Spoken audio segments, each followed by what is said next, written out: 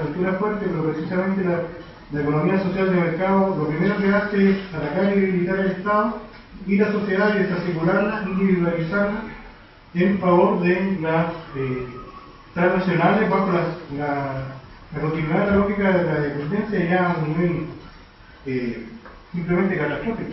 Y aunque se menciona el tema del progreso en América Latina, basado en cuánto vive más la gente, las personas, como usted mencionó, si viviésemos el progreso en el marco de la economía social de mercado, Chile tendría que ser un paradigma de cuán beneficioso es el progreso en el marco de ese modelo económico, y vemos que en la cifra macroeconómica, claro, Chile es un paradigma, pero también en las cifras más sociales o detalladas, Chile es el ejemplo vivo del fracaso de ese modelo. Por lo tanto, en las cifras sociales estamos hablando de la desigualdad. Entonces, ahondar más en eso, y lo otro es que el desarrollo, podemos seguir hablando de desarrollo, el desarrollo bajo qué línea, porque también el profesor Luis criticó la tercera postura, la que encontró la más radical, donde estaba Gunther Frank, pero dijo que simplemente no le gustaba, pero no ahondó mayormente en cuáles eran las características de esa teoría que no eran beneficiosas o que no iban en la línea del desarrollo económico dentro del marco del cuestionamiento de la teoría de la dependencia. Entonces, bueno, esas cosas. Y lo otro, por último, el tema de la industrialización, porque Chile podemos hablar de industrialización, porque Chile tendría que, si siguiera esa línea de industrialización, tendría que entrar a competir con Suecia. El ejemplo que mencionaba el profesor Gonzalo Vina: ¿qué le puede ofrecer Chile a Suecia, me parece que es el país? ¿Y qué le puede ofrecer Suecia a Chile? Si Chile se industrializara y iniciara ese camino, Chile tendría que, ya no ofrecer a Suecia, tendría que entrar a competir con Suecia. Y bajo esa lógica, en el ámbito del desarrollo, estaremos en capacidad de poder competir en qué ámbito, porque si fuera por eso, entonces vamos a seguir reproduciendo nuestra lógica de la economía de las cuatro áreas del desarrollo económico que nosotros estamos exportando ahora en materias primas, pero ahora con industrialización, pero en esas mismas cuatro áreas, y no diversificamos la tecnología. Bueno, si diversificamos la tecnología, entonces tenemos que intentar competir con las potencias industriales en el ámbito de la tecnología. Y estaremos capacitados para eso, bajo el marco de la economía global. ¿Podemos parar? Me parece que llegamos a una sola ronda. Algo corto que quería agregar a la pregunta sobre la propuesta que el profesor hizo de fortalecer el Estado, que habrá que dar también una discusión sobre qué tipo de Estado tendría que ser, porque si nos vemos en el caso, por ejemplo, de Estados Unidos, de un caso como de Estado depredador, es bien difícil darle más poder aún a un tipo de Estado, que luego de un tiempo de que quizás la parte privada colapse, el Estado se ve la necesidad de arreglar todo ese problema. Entonces, ¿de qué serviría tener un Estado tan fuerte que a la vez se hiciera cargo de todos los problemas y todas las riquezas de esta inversión, como en el mismo país se basa a resolver los problemas del sector privado?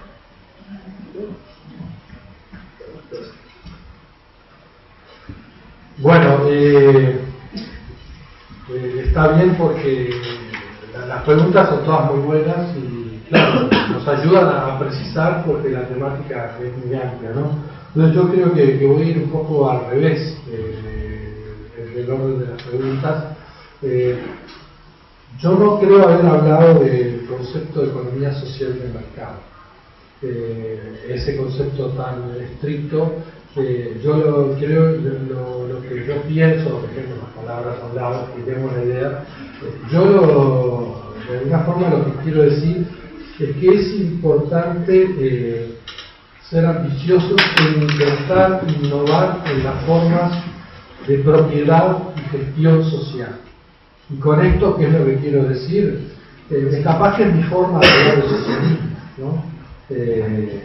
Lo que pasa es que yo no creo en un socialismo como los que hemos visto hasta ahora, creo que han fracasado, porque creo justamente que los estados fuertemente centralizados y la falta de funcionamiento del mercado creo que no funciona bien y que han demostrado que no han podido dar la lucha contra otras formas de producción que tuvieron resultados mucho mejores, pero yo no me quiero rendir ante la economía capitalista salvaje sometida a procesos muy fuertes de organización, sino que, bueno, mi rebeldía va por decir, bueno, por un lado es necesario experimentar con nuevas formas de organización social, y creo que eso implica tácitamente un fortalecimiento muy fuerte de la sociedad civil, en el sentido de tener sectores, es decir, tratar de revertir las desigualdades desde el propio punto de vista de la propiedad y de la gestión productiva.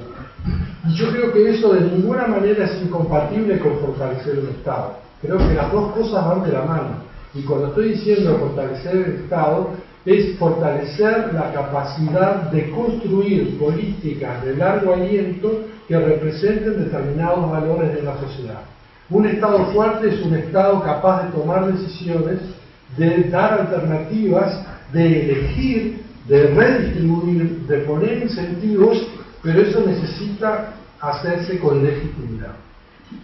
Entonces, esto da para mucho más, pero para mí el fortalecimiento de la sociedad civil, la democratización del acceso a la riqueza y a la gestión productiva son cosas que van de la mano, que son totalmente complementarias con el fortalecimiento de una estructura del Estado capaz de tomar decisiones estratégicas, decisiones que no son el resultado de la suma de decisiones individuales, aunque sean cooperativas, ¿no? Aunque sean de lo mejorcito. No, la suma de cooperativas no hace un Estado, no hace una visión colectiva. Las dos cosas son necesarias. Y esto me permite aludar con tu primera pregunta, que es sí, el Estado nacional, el Estado regional, el Estado global. Yo creo que acá sirve tomar una visión histórica. Nosotros estamos en un mundo hiper primitivo en materia de gobernanza global. En materia de gobierno global, nosotros estamos como las democracias burguesas de fines del siglo XIX. Votan los ricos, ¿no? En el sistema de gobierno mundial votan solamente algunos ricos. Y hoy nosotros tenemos agentes globales y no tenemos ningún gobierno global. Los agentes globales hacen lo que quieren en el mundo. Y si hay pequeños estados que se envalentonan, se los bypasean, se van para otros países. Yo creo que necesitamos, y esto es un proceso larguísimo, necesitamos construir un sistema de gobernanza global, pero para que eso pase van a tener que pasar muchísimas cosas antes. Pero hay un paso intermedio, que es la integración latinoamericana. Creo que ahí nosotros tenemos un terreno enorme donde ganar y donde muchos latinoamericanos han insistido como un factor de nuestra debilidad, de nuestra dependencia, la forma totalmente fragmentada de la construcción de las sociedades y de los estados latinoamericanos. Hemos reproducido la debilidad y mientras Europa entendió, después de matarse a 50 millones que se tenían que integrar, nosotros seguimos tratando de reproducir la industrialización en un solo país para retomar la crítica trotskista al socialismo. Bueno, Stalin quería hacer el socialismo en un solo país y los latinoamericanos querían hacer la industria en un solo país. Y eso fracasa. No hay economías de escala, ¿no? Entonces yo creo que también la construcción de América Latina como Estado es fundamental desde el punto de vista político, desde el punto de vista de la capacidad de negociación de América Latina frente a multinacionales, frente a otros bloques. Entonces creo que ese es un terreno donde lamentablemente vamos para atrás. Chile es un país que no se quiere integrar directamente al mundo. Bien, hasta ahora le ha ido más o menos, pero hoy lo que vemos, los brotes proteccionistas en el Mercosur, por ejemplo, son bastante lamentables, ¿no? Es decir, estamos reproduciendo las mismas prácticas proteccionistas estrechas. Yo no estoy en contra del proteccionismo ni de la industrialización, pero creo que hoy lo que el momento nos impone es pensar en esas políticas construyendo estados mayores con mayor capacidad de negociación frente a actores globales que son sin duda importantísimos, a los que hay que controlar. Pero también con los que no es fácil dejar de convivir, ¿no? No podemos negarlo. Yo quisiera, Vicente nos quiere hacer pelear a toda costa, pregunta. Yo voy a tomar una de las dos, que es lo de la excepción asiática. A mí me gustaría que no tengamos una visión fatalista. Es difícil, no tener una visión fatalista. Pero yo creo que, por eso yo he enfatizado hoy, decir, bueno, hemos logrado muchas cosas, hemos avanzado. No es que, y es cierto que nadie dijo que teníamos que estar estancados, ¿no? Pero es cierto que en la idea de la reproducción del subdesarrollo hay una idea bastante fatalista. A mí me parece que las teorías se han desarrollado, acá no hemos tenido tiempo, pero todas las teorías desarrollistas han tenido un gran renacimiento en las últimas décadas, y aunque sean totalmente marginales, no son inexistentes. Entonces, me parece que yo lo que los invito, yo sé que aquí la mayoría no son economistas, pero no se crean que la única economía que hay es la economía neoclásica. Hay mucha otra economía que está haciendo muchos esfuerzos por construir visiones del desarrollo que contemplan aspectos de las teorías desarrollistas y de las componentes del aspecto de la dependencia, pero que lo ponen en contextos mucho más modernos y actualizados, buscando cuerpos teóricos muy diversos de tipo heterodoxo. Entonces no da tiempo de hablar de todo eso. Pero yo creo que con eso es necesario y es posible construir un discurso que fortalezca las estrategias que permitan revertir estas situaciones. Yo coincido que, es decir, me parece que las excepciones asiáticas tal vez no sean tan excepciones, muestran procesos como también los vividos por América Latina en otra época, de convergencia con los países líderes, pero que llegan hasta determinados puntos. El propio Japón llegó hasta el 80% del PIB per cápita de Estados Unidos, y a partir de ahí entró en un estancamiento. China está creciendo a lo loco, pero desde muy abajo. ¿Cuándo se va a parar? Yo creo que esto de que China va a pasar a Estados Unidos tan fácilmente en el PIB per cápita y su desarrollo tecnológico, puede ser, pero antes de eso van a tener que pasar muchísimas otras cosas.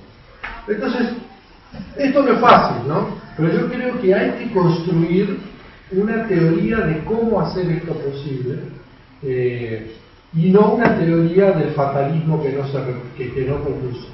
Porque dentro de esto, acá hay un componente internacional y de relaciones de dependencia fuerte, pero hay un componente doméstico fortísimo.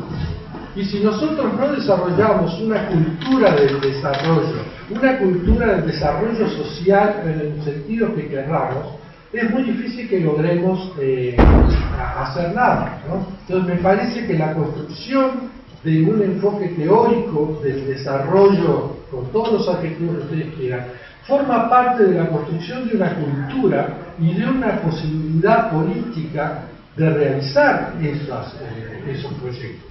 Porque si no hay convicción social, si no hay un proyecto social, estas cosas tampoco suceden. Entonces yo tal vez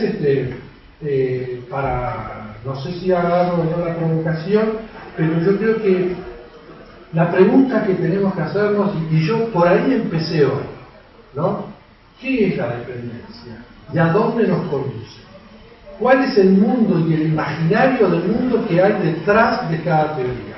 Entonces yo decía, ¿cuál era el imaginario de Prebisch? Que América Latina hiciera lo que se llamaba por ejemplo imitación con diferencia, ¿no? Pensamos distintas instituciones para hacer lo mismo que hizo Europa o Estados Unidos, ¿no? Y era lo que decían Cardoso, Di Faleto, Furtado. No, yo quiero, sí, desarrollar, pero quiero ver si construir una sociedad de otro tipo, otros valores, distintas culturas sociales. ¿Y qué es lo que decían Gunderfrag y compañía? Socialismo, ¿no? El socialismo, y para mí el socialismo era, no sé bien qué socialismo, bueno, ¿cuál es nuestro ideal de desarrollo? Creo que eso es importante construirlo y ver el nexo entre el imaginario que tenemos de a dónde podemos llegar y las posibilidades que tenemos de transitar hacia ahí desde nuestra realidad. Pero yo creo que hay una cosa muy importante. Todas las teorías, muchas teorías han empezado con un fuerte énfasis en los aspectos externos.